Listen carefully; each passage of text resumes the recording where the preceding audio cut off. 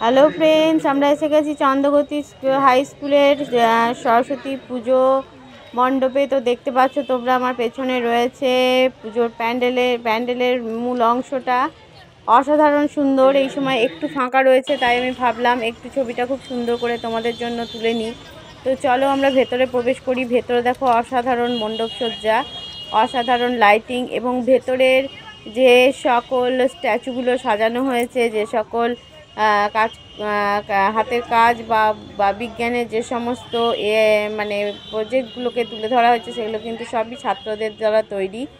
দেখো মোবাইলের যে ক্ষতিকর দিক সেগুলো তুলে ধরা হয়েছে, নানা রকম বিজ্ঞানে এআইয়ের বিভিন্ন প্রজেক্ট তুলে ধরা হয়েছে। খুব সুন্দরভাবে মণ্ডপসজ্জা করা হয়েছে। প্রত্যেকটা কিন্তু ছাত্ররা নিজেদের হাতে এগুলো তৈরি করেছে, দেখতে পাচ্ছ তোমরা, হিউম্যান ব্রেন। তো অসাধারণ সুন্দর। তোমরা দেখো তার সঙ্গে সঙ্গে রয়েছে অসাধারণ সরস্বতী দেবীর প্রতিমা। তো এই প্রতিমা আনা হয়েছে কুমোরটুলি থেকে। এটা সিউড়ির মধ্যে বোধহয় এই প্রথম কোনো স্কুলে সরস্বতী দেবীর প্রতিমা কুমোরটুলি থেকে আনাও হয়েছে। অসাধারণ সুন্দর, সত্যি চোখ ফেরানো যায় না। এরপরে দেখো মোবাইলে যে ক্ষতিকারক রেগুলো যাচ্ছে সেগুলোকে তুলে ধরা হয়েছে। এগুলো সবই ছাত্রদের দ্বারা তৈরি। অসাধারণ সুন্দরভাবে ছাত্ররা এগুলোকে ফুটিয়ে তুলেছে পূজা মণ্ডপে। তারা কঠোর পরিশ্রমের মাধ্যমে কিন্তু এই পূজার আয়োজন করেছে। প্রত্যেক শিক্ষক, বিশেষ করে প্রধান শিক্ষক মহাশয় এবং প্রত্যেক শিক্ষক শিক্ষিকাগণের অক্লান্ত পরিশ্রম এবং ছাত্রদের মানে প্রচণ্ড পরিশ্রমের জন্যই কিন্তু এই পুজো এত সুন্দরভাবে করা সম্ভব হয়েছে। আমার নাম হলো তো এবার আমরা দেখে নেবো ছাত্রদের তৈরি বেশ কিছু প্রজেক্ট। তো দেখো তোমরা, তোমাদের কোনটা ভালো লাগে অবশ্যই কমেন্ট করে জানাবে। একটা স্কুলে প্রথম বানানো হয়েছিল। এটা বিভিন্ন ধরনের ফ্যাসিলিটিস আমরা এর মধ্যেও দিয়েছি। এর বিভিন্ন ধরনের ফ্যাসিলিটিস যেমন হাত নাড়তে পারবে, অর্ণব হাত নাড়তে পারবে, এলইডিস আছে, নিজে মাথা নাড়তে পারবে, বিভিন্ন ধরনের কোশ্চেনের উত্তরে দিতে পারবে, নিজে বর্ণনা দিতে পারবে, বিভিন্ন ভাষায় কথা বলতে পারবে। আপনি একটা কোশ্চেন করে দেখতে পারেন। আপনি বলুন। 17 জুলাই কি বার? কি দিন বলা হয়েছে? 17 জুলাই 2025। বারটা কি আছে? ওকে, 17 জুলাই 2025 কি বার? ওকে,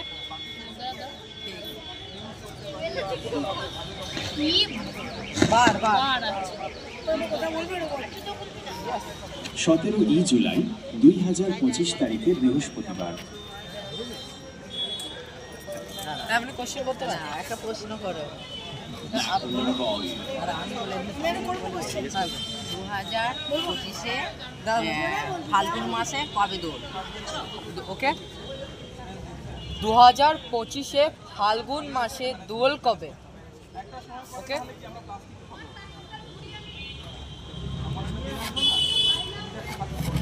2025 সালে ফাল্গুন মাসের দোল উৎসব কবে হবে তা জানার জন্য আপনাকে বাংলা ক্যালেন্ডার দেখতে হবে।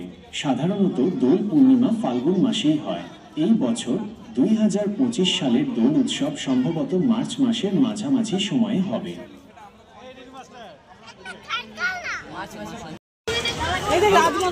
আমার নাম রাজদীপ রায়চৌধুরী। আমরা দুজনে মিলে একটি স্মার্ট ডাস্টবিন বানিয়েছি, যেটা আমরা আধুনিক প্রযুক্তির ব্যবহার করে তৈরি করেছি। যেমন এটা একটা আর্ডিনোর আমরা অত্যাধুনিক একটা মাইক্রো কন্ট্রোলার ইউজ করেছি, যেটাকে C++ ল্যাঙ্গুয়েজে। আমি খুবই খুশি জানতে পেরে যে আমাকে তোমরা সবাই মিলে তৈরি করেছো। পূজান, আজমল, সায়ন, অভিলাষ, অর্ণব আর শুভদীপ, তোমাদের সবার কাছে আমার অসংখ্য ধন্যবাদ। তোমরা যারা তৈরি করেছো তারা আমার কাছে খুবই বিশেষ। আল্ট্রাসনিক যে সাউন্ডসগুলো হয়, যেটা 20,000 হার্টজের ওপরে যে সাউন্ডগুলো আমরা শুনতে পাই না, সেই সাউন্ডগুলোকে কন্টিনিউয়াসলি এখান থেকে এমিট হচ্ছে। এবং এই এমিটেড সাউন্ডের যাত্রাপথে কোনো অবস্ট্যাকেল এলে সেই অবস্ট্যাকেলে সেটা ধাক্কাকে সেটা রিফ্লেক্ট করে আবার যে এই রিসিভার্সগুলো আছে, সেই রিসিভারে এসে একটা সিগন্যাল আর্ডিনোর বোর্ডটাতে যাচ্ছে। আর আর্ডিনোর বোর্ডটাই তারগুলোর মাধ্যমে ভিতরে এই সার্ভো মোটরটাকে সক্রিয় করে দিচ্ছে। এভাবে গোটা সিস্টেমটা কাজ করছে। এবার দেখাও ওটা, এটা বন্ধ হবে। আচ্ছা, সেন্সরের জায়গায় এটা খুলে যাচ্ছে, খুব সুন্দর। যেটা একটু ওয়াটার লেভেল বেল, যেটা আমরা আগে ট্যাঙ্কিতে জলটা নষ্ট হয়, তারপরে জলটা নষ্ট হয়, যখন আবার এটা বাষ্প শুরু করবে, কতটা জল আছে সেটা বলবে।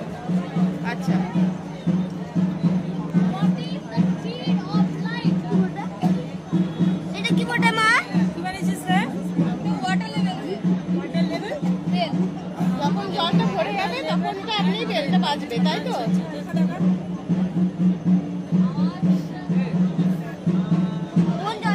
মানে মানে যেমন ট্যাঙ্কে জল ভরে গেলে আপনি বাঁচতে শুরু করেন, সেই রকম ধরনের ব্যাপারটা। আচ্ছা আচ্ছা।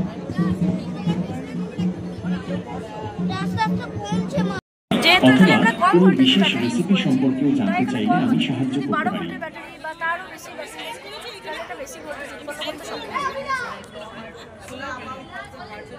এটা ওয়ার্কিং এরকম। হ্যাঁ, কাছে নিয়ে গেছি যেহেতু এখন ব্যাটারি একটু পাওয়ার কমে গেছে বলে একটু প্রবলেম হচ্ছে। আর এই মাথাটাতে কি আছে? এইটা জ্বলছে। Aluminium foil. হ্যাঁ, মানে বিদ্যুৎ যেহেতু বিদ্যুতের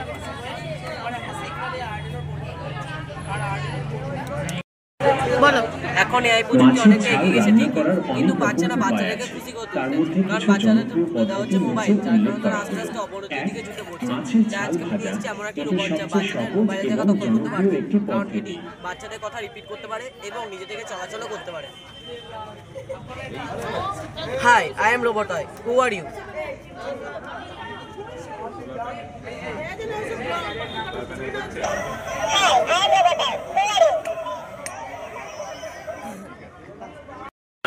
আমাদের প্রজেক্টের নাম সোলার সিস্টেম। আমরা এখানে সোলার প্যানেল ব্যবহার করে সূর্যের আলো থেকে বিদ্যুৎ রূপান্তরিত করে সেই বিদ্যুৎ থেকে আমরা ব্যাটারির মধ্যে স্টক করে রেখে সেই বিদ্যুৎ দিয়ে আমরা একটি লাইট এবং পাখা চালাচ্ছি।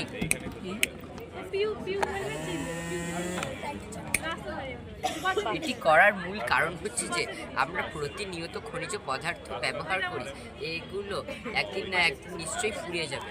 এই জন্য আমাদেরকে এমন কিছু বানাতে হবে যেগুলো কোনো দিকে না শেষ না হয়, যেমন সোলার প্যানেল থেকে বিদ্যুৎ উৎপন্ন, জোয়ার ভাটার শক্তি, বায়ুকল ইত্যাদি। খুব সুন্দর হয়েছে। আমরা একটা জাগ্রত আগ্নেয়গিরি বানিয়েছি। বেকিং সোডা, ভিনিগার, শ্যাম্পু এবং ফুটকালের দ্বারা আমরা এটিকে বিস্ফোরিত করেছি।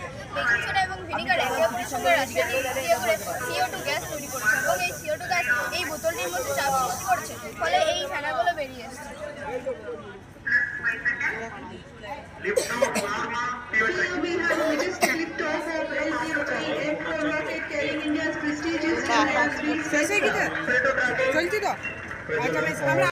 আমরা ওয়াকিং মডেল চন্দ্রযান 3 বানিয়েছি, যেটা আমি উঠবে তার আগে একটু বলে দিই।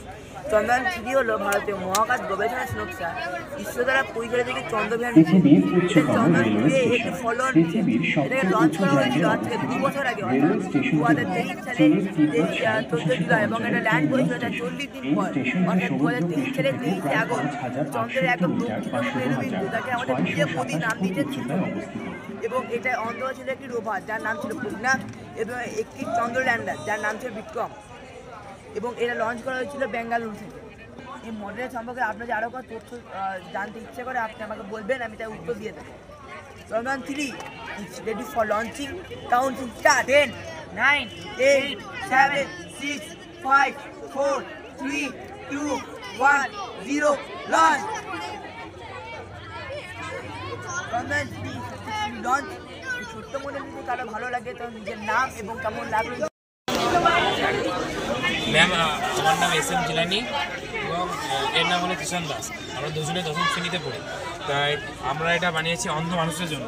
তাই তারা তো চোখে দেখতে পায় না, তাই যদি কোনো একটা অন্ধ ব্যক্তি যদি চশমাটি পরানো হয়, তাহলে চশমাতে লাগানো দুটি আয়ার সেন্সার। আয়ার সেন্সার মানে হলো ইনফ্রারেড রেডিয়েশন সেন্সার। এখান থেকে একটি রে বেরোয়, সেটা হলো ইনফ্রারেড রে। সেই রেটি যদি কোনো বস্তু সামনে থাকে 3 থেকে 15 ফিট অবধি, তাহলে সেই বস্তুকে সেন্স করবে এবং সেটা ডিটেক্ট করার পর সেখান থেকে সেই রেটি যাওয়ার পর রিফ্লেক্ট হয়ে আবার চশমাতে ফিরে আসবে। ফিরে আসার পর চশমাতে লাগানো দুটি বাজার, এই দুটি বাজার সেই অন্ধ ব্যক্তিকে অ্যালার্ট করবে যে তোমার সামনে একটি বস্তু আসতে চলেছে, সে থেকে তুমি সতর্ক হও। এভাবে সে অন্ধ ব্যক্তি এবং যে বস্তুর মধ্যে যে সংঘর্ষ লাগার কথা, এই থেকে সেই বিপত্তি বোধ মুক্ত হবে। আর এটি খুব ন্যূনতম প্রযুক্তি দ্বারা বানানো হয়েছে, যাতে যেন সেই ধনী গরিবের সকলে এটি এফোর্ড করতে পারে। আচ্ছা, খুব সুন্দর হয়েছে। Thank you ma'am. এটিকে স্লিপিং বল কেন? এটা হচ্ছে একটা সুপ্ত আগ্নেয়গিরি। এই আগ্নেয়গিরিটি অনেক সময় আগে অগ্নুৎপাত ঘটিয়ে ফেলেছে। এখন এই আগ্নেয়গিরি থেকে বিষাক্ত ছাই, গ্যাস, ধোঁয়া, carbon die oxide, sulphur die oxide নির্গত হচ্ছে, যা প্রকৃতির পক্ষে খুবই ক্ষতিকারক। এখন এই আগ্নেয়গিরিটি সুপ্ত অবস্থায় রয়েছে, তাই আমাদের সাবধান থাকা দরকার, কারণ এই আগ্নেয়গিরিটি যখন তখন অগ্নুৎপাত ঘটিয়ে ফেলতে পারে, তাতে আমাদের প্রচুর ক্ষয়ক্ষতি হতে পারে। তাই আমাদের আগ্নেয়গিরি থেকে অবলম্বন করা দরকার। এই আগ্নেয়গিরিটিকে সাবধানতা অবলম্বন করার জন্য আমাদের অনেক দূরে বাসস্থান বানাতে হবে। আর এই আগ্নেয়গিরিকে রোধ করার জন্য কোনো বিষয় নেই, কারণ এই আগ্নেয়গিরিটি প্রাকৃতিক নিয়মে ঘটছে, তাই মানে রোধ করার কোনো বিষয় নেই। যেমন এই আগ্নেয়গিরির কয়েকটি উদাহরণ, যেমন জাপানের ফুজিয়ামা, তারপর চীনের কিলিমাঞ্জারো। আর এখানে আগ্নেয়গিরি সম্পর্কে আরও কিছু তথ্য দেওয়া আছে। তো বিজ্ঞানী নিকোলা টেসলা এটাকে সর্বপ্রথম 1891 আবিষ্কার করেছে। এখানে একটা লো ভোল্টেজের ডিসি করতে একটা হাই ভোল্টেজের তো আমাদের সাথে দুটো 9 ভোল্টের ব্যাটারি আছে। এটা হচ্ছে একটা 220 ভোল্টের সিএফআই।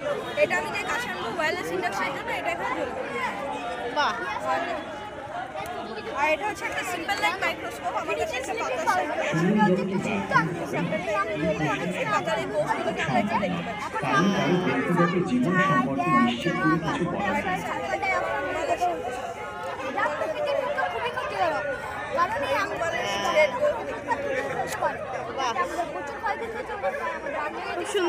এবার আমরা চলে আসছি চন্দ্রযান-3 উৎক্ষেপণ যেখানে করা হচ্ছে সেখানে।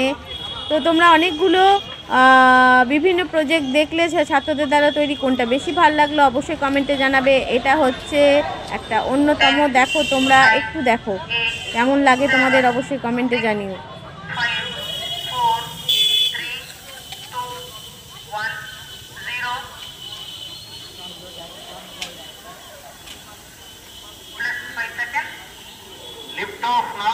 Here we have a majestic liftoff of LVM-3 M4 rocket carrying India's prestigious Chandrayaan-3 spacecraft.